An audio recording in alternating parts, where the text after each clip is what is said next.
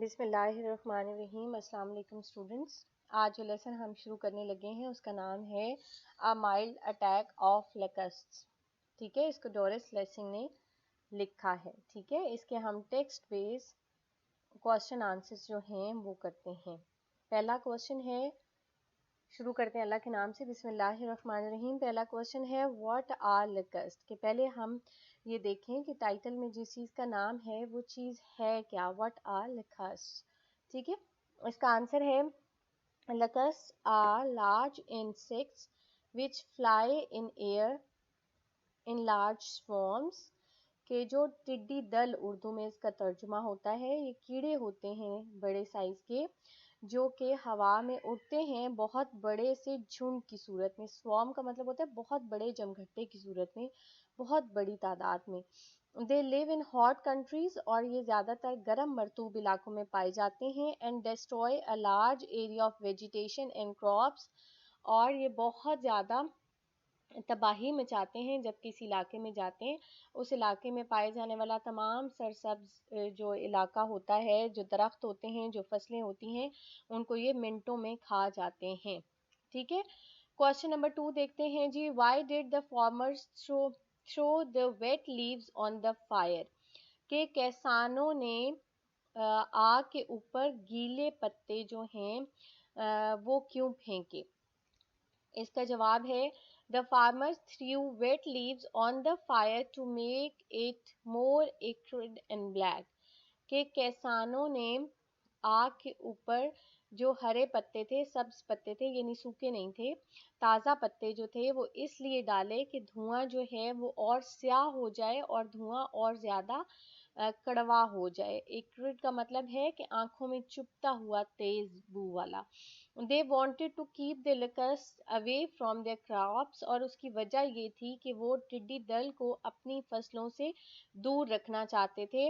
They eagerly wanted locusts to not settled on their crops, اور ظاہر ہے وہ چاہتے تھے کہ کوئی بھی کیڑا ٹڈی دل جو ہیں وہ ان کی فصلوں کے اوپر نہ رکے بلکہ یہاں سے اڑ کے آگے چلا جائے.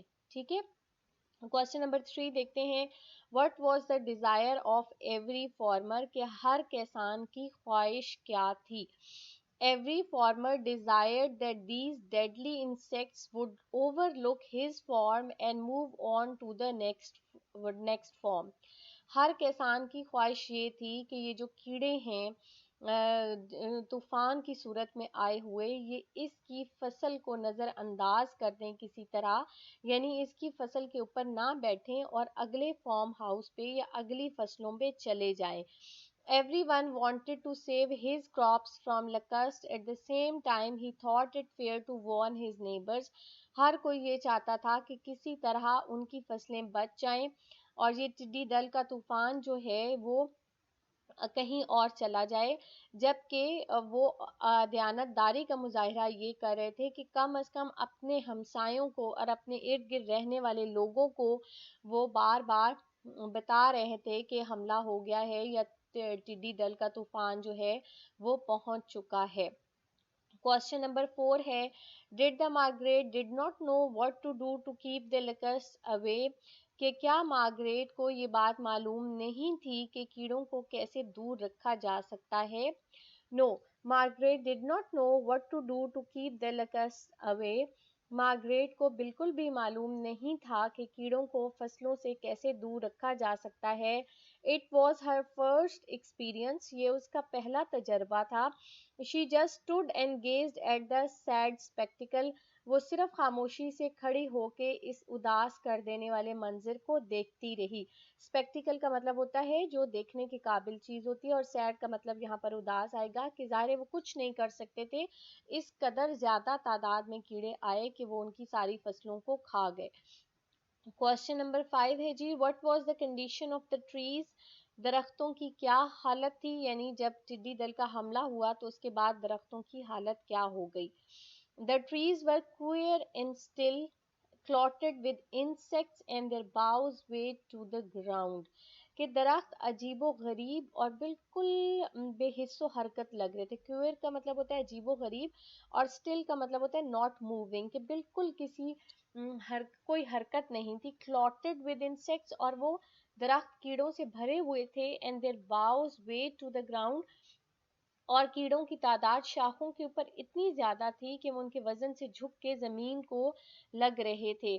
There branches were falling of, उनकी शाखें जो हैं वो टूट टूट के गिर रही थी, and they were leaning over to the ground, और शाखें जो हैं वजन के साथ, कीड़ों के वजन के साथ, एक तो झुक के जमीन के साथ भी लग रही थी, दूसरा बहुत सारी शाखें टूट के गिरने की आवाजें भी आ रही थी। क्वेश्चन नंबर 6 देखते हैं जी, how did the old Stephen treat the stray लकस्ट, के ओल्ड स्टीफन ने लकस्ट को एक जो लकस्ट है, एक जो टिड्डी दल है वो उड़ता हुआ उसके पास आ गया, तो उसने उसके साथ क्या हशर किया।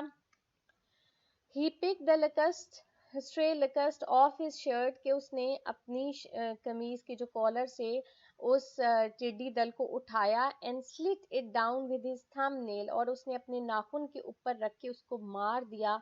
It was clotted with eggs, और वो टिड्डी दल जो है वो अंडों से भरा हुआ था। अच्छा जी, आगे देखते हैं। क्वेश्चन नंबर 7 है, आर हॉपर्स डिफरेंट फ्रॉम लिकस्ट, कि क्या हॉपर्स भी इस सबक के अंदर मेंशन हुए हुए हैं, कि क्या हॉपर्स और लकस्ट जो हैं वो एक दूसरे से मुख्तलिफ होते हैं। No, hoppers are not different from लकस्ट, कि हॉपर्स और लकस्ट जो हैं वो एक दूसरे से मुख्तलिफ नहीं होते। They are young ones of लकस्ट, वो असल में छोटे लकस्ट होते हैं, यानी लकस्ट के जो बच्चे होते हैं वो जब वो बहुत छोटे होते हैं तो उनको हॉपर्स बोलते हैं। They are as much destructive as to crops as are लकस्ट, और वो फसलों के लिए इतने ही तबाहकुन हो सकते हैं जितने के लकस्ट होते हैं। ठीक है जी, आगे क्वेश्चन नंबर 8 देखते हैं। Did Margaret loose heart on the loss of crops, कि क्या फसलों के तबाह हो जाने पे मार्गरेट जो है वो परेशान हुई या उसने दिल छोटा किया। इसका जवाब हम देखते हैं। Margaret was upset but she did not lose heart, कि वो बहुत परेशान थी लेकिन उसने दिल छोटा ना किया। Instead she was trying to get use to the idea of 3 or 4 years of लकस्ट, इसके बावजूद वो कोशिश कर रही थी कि इस बात की जहन में रखे कि अगले 3-4 सालों तक इसी तरह लकस्ट आएंगे। She felt like a survivor after the war, और उसको ऐसे लग रहा था कि वो जंग में से बच जाने वाले सिपाहियों की मानद है। क्वेश्चन नंबर 9 देखते हैं। Y are लकस्ट compare to bad weather, के लकस्ट जो हैं उनको बुरे मौसम के साथ तशबीह क्यों दी जाती है। इसका आंसर है, लकस्ट are compare to bad weather because they are as disastrous as bad weather. लकस्ट जो हैं उनको बुरे मौसम की तरह या तूफान की तरह इसलिए कहा जाता है कि वो इतनी ही तबाही मचाते हैं जितने के बुरा या खराब मौसम पहुंचाता है। Both have harmful effects on crops and are always eminent, दोनों के जो हैं बहुत बुरे असरात होते हैं फसलों के ऊपर और वो किसी भी वक्त आ सकते हैं। क्वेश्चन नंबर 10 है, why did the man eat there super with good apatite, कि लोग जो हैं उन्होंने अपना खाना अच्छे तरीके से बैठ के क्यों खाया या ज्यादा भूख के साथ क्यों खाया।